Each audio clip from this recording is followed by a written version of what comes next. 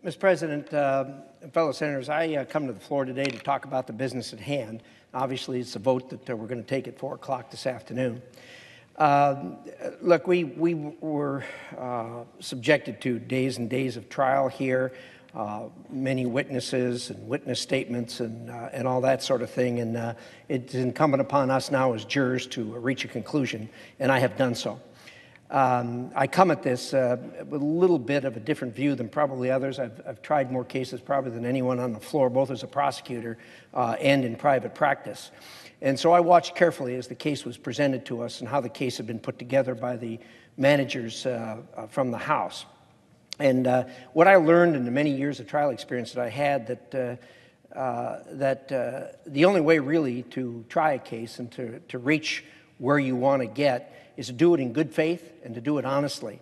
I had real trouble right at the beginning when I saw that the lead manager read a transcript purporting to be the president, a transcript of the president's phone call that's been an issue here, and it was falsified.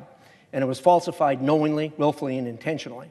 So as a result of that, when they walked through the door and wanted to present their case, there was a strike there already, and I put it in that perspective. How the case unfolded after that was stunning because I've never seen a case succeed the way they put the case together. They put the case together by taking every fact that they wanted to make fly and put it only in the best light without showing the other side, but more importantly, intentionally excluding evidence.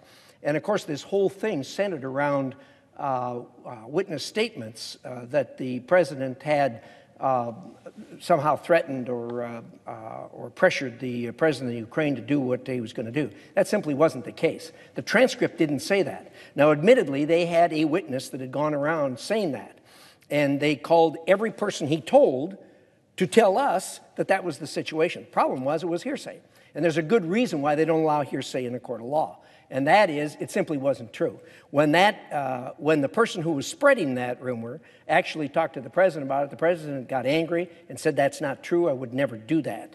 They never told us that. And once the tape was shown, the House manager spent days putting together that proposition for us, and the President's counsel dismantled that in about an hour and did so really quickly.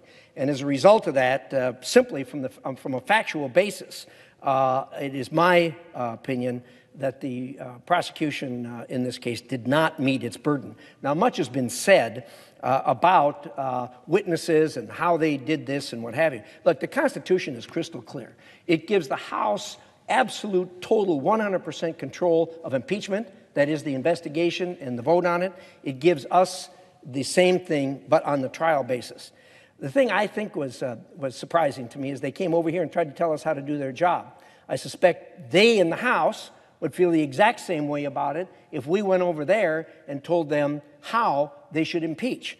They came over here and told us about how we should do witnesses and all that sort of thing. They had every opportunity to prepare the case. It was totally in their hands. They had as much time as they wanted to, and they simply didn't do it.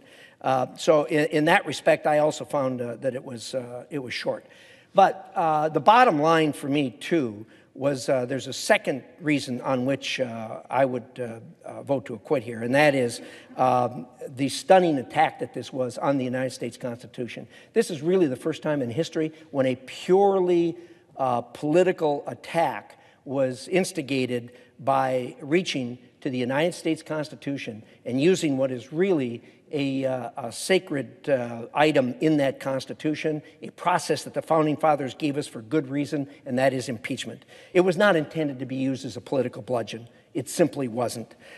We had in front of us the Federalist Papers, and we had the debates of the Constitutional Convention, and really the one silver lining that came out of this was it underscored again for us the genius of the Founding Fathers giving us 3 branches of government.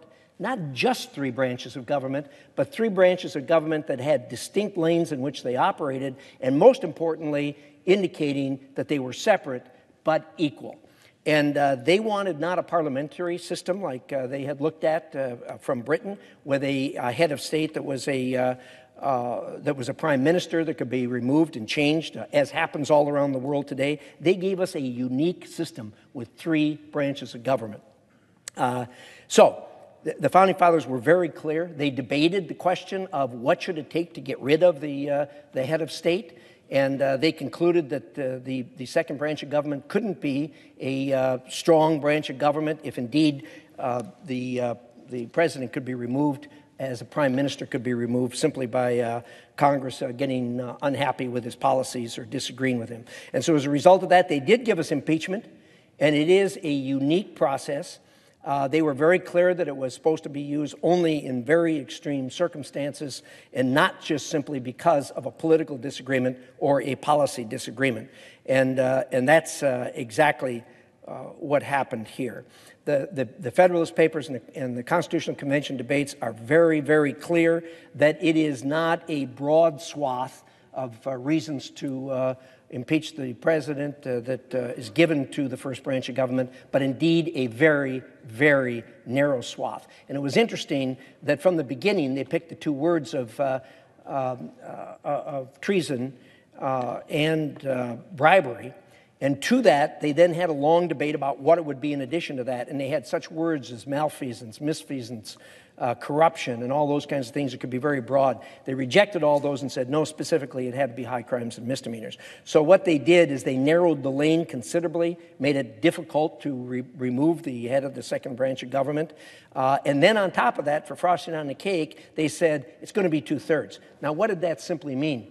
They knew that human beings being the way they are, that human beings that were involved in political process and political parties would reach to get rid of a political enemy using everything they could. And so they wanted to see that that didn't happen with impeachment. And so, as a result of that,